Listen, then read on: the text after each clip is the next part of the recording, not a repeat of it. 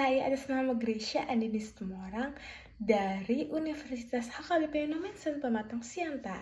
Nah, saat ini saya akan memasuki tahap yang kedua sebagai calon peserta magang berdampak di PT Sebangku Jaya Abadi. Posisi saya saat melamar magang berdampak ini sebagai guru. Nah, maka dari itu saya ditugaskan pada seleksi tahap kedua ini untuk menjadi seorang guru.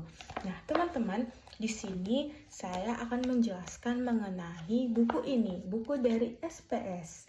Nah, saya mengambil dari kelas 3 dan juga kurikulumnya kurikulum Merdeka. Otomatis teman-teman sudah mengetahui kurikulum Merdeka ini adalah kurikulum yang saat ini sedang dijalankan di Indonesia, yang dimana kurikulum ini hampir setiap sekolah-sekolah di Indonesia, di daerah-daerah Indonesia sedang mengikuti ataupun menerapkan kurikulum ini. Nah, maka dari itu saya mengambil pada bab yang pertama ini. Ayo memahami makna Pancasila. Nah, anak-anak semuanya otomatis sudah mengetahui dong atau sudah pernah mendengar yang namanya Garuda Pancasila. Garuda Pancasila adalah sebuah lambang negara kita, lambang negara Indonesia. Nah, setiap tanggal 1 Juni biasanya kita memperingati yang namanya hari lahirnya Pancasila loh. Nah, di dalam burung Garuda ini terdapat yang dinamai dengan perisai. Nah, biasanya perisai ini, tetapi perisai ini terdiri dari 5 simbol-simbol. Apa saja ya 5 simbol itu? Sama dengan isi dari Pancasila, yaitu 5 dasar. Maka dari itu perisainya juga terdiri dari 5 simbol. Nah, maka dari itu kita akan mempelajari kelima simbol tersebut. Nah, kita memasuki pada perisai yang pertama ataupun sila yang pertama dengan simbol bintang emas. Ya, dengan sila yang pertama yaitu dengan simbol bintang emas yang berbunyikan ketuhanan yang Maha Esa. Nah, makna ataupun contoh di dalam penerapan sila yang pertama yaitu untuk bebas menganut agama dan juga beribadah sesuai kepercayaan ataupun agama kita masing-masing. Nah, perisai yang kedua yaitu ataupun sila yang kedua dengan yang dilambangkan dengan tali rantai. Ya, dengan tali rantai yang berbunyi kemanusiaan yang adil dan beradab. Maksud dari ataupun contoh dari sila yang kedua di dalam penerapan kita kesehari-hariannya, yaitu sila ini mengajak kita untuk mengandung nilai kemanusiaan. Maka dari itu contoh dari sila yang kedua ini yaitu untuk menghargai dan juga menghormati pendapat orang lain ataupun berani membela kebenaran dan juga keadilan terhadap orang lain. Nah, perisai yang ketiga kita akan memasuki yaitu yang ketiga ini adalah simbolnya dengan pohon beringin. Yang dimana kan bunyi dari simbol ini yaitu Persatuan Indonesia. Nah, contoh dari penerapan dari sila yang ketiga ini yaitu karena kita berbeda-beda dari suku, agama, dan juga ras, maka dari itu simbol ataupun sila yang ketiga ini untuk mengajak kita bangsa Indonesia untuk tetap harus bersatu. Contohnya yaitu kita harus mencintai dan juga bangga kepada tanah, air, dan juga bangsa Indonesia. Nah, sila yang keempat ada kepala banteng dengan simbol kepala banteng yang berbunyi kerakyatan yang dipimpin oleh hikmat kebijaksanaan dalam permusyawaratan perwakilan. Nah, adapun contoh ataupun makna di dalam keseharian sila keempat ini yaitu tidak suka memaksa kehendak kepada orang lain. Dimana maksudnya kita saat melakukan yang namanya musyawarah ataupun kesepakatan, kita tidak bisa memaksakan kehendak kita, melainkan kita harus mendengar kehendaknya, kita harus mendengar ucapan dia, ataupun kita harus mendengar dari sisi dia, mengapa dia bisa mengutarakan pendapatnya. Maka dari itu bisa kita sebagai anak-anak Indonesia, kita harus bisa menerima pendapat yang terbanyak ataupun pendapat orang-orang yang menurut orang lain bahwa pendapatnya itu benar dan juga bagus, walaupun pendapat kita tidak diterima.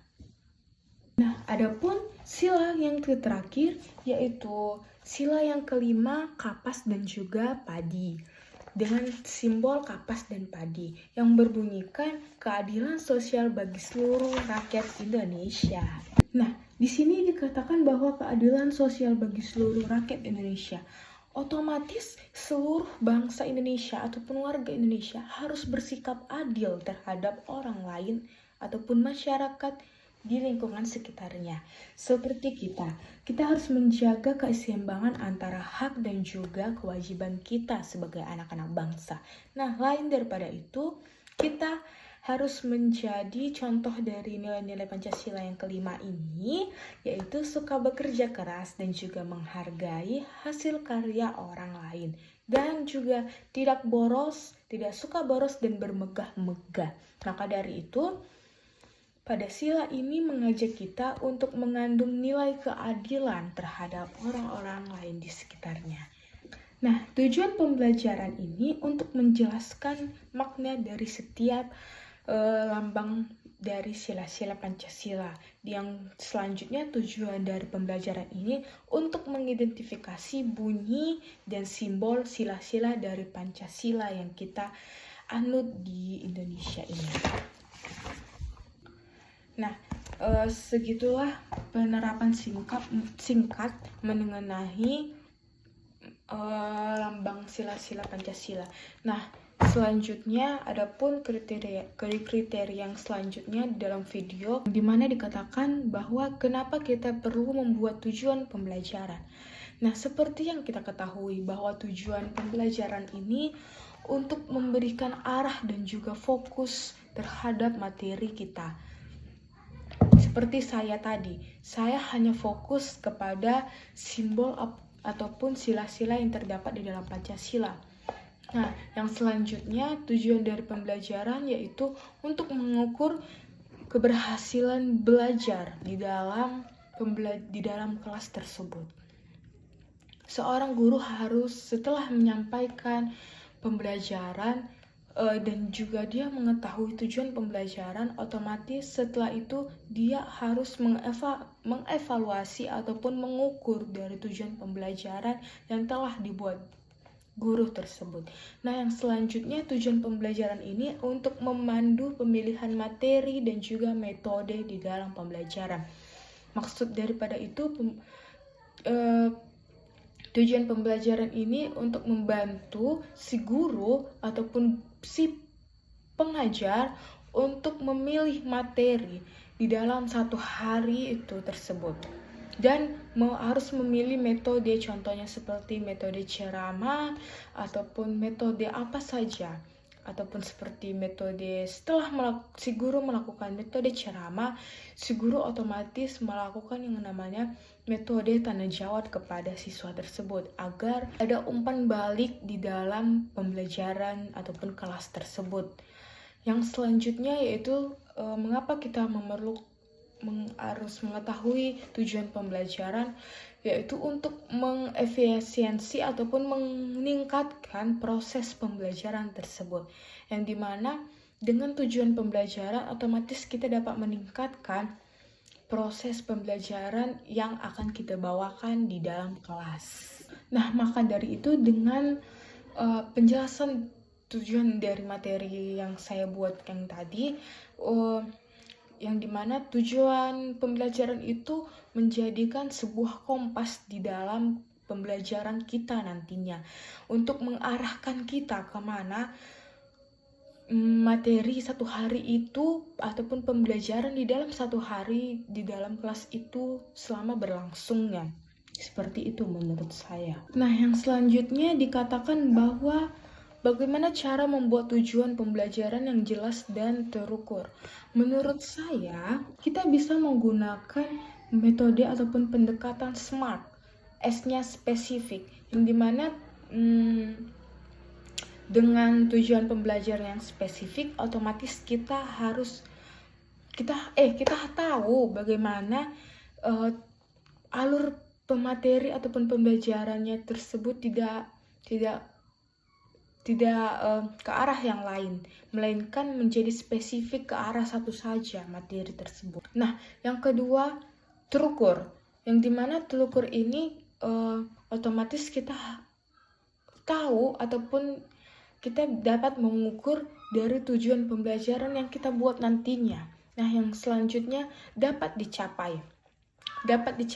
Otomatis maksud daripada itu, tujuan pembelajaran ini harus dapat dicapai oleh guru terlebih dahulu, dan juga setelah guru mencapai tujuan pembelajaran, otomatis siswa-siswinya juga bisa dapat mencapai dari tujuan pembelajaran satu hari tersebut. Nah, yang selanjutnya relevan. Relevan ini maksudnya relevan dengan kehidupan si siswa tersebut, dan juga relevan bisa dibuat ataupun bisa relevan dengan kebutuhan peserta didik maupun kurikulum yang saat ini sedang kita capai.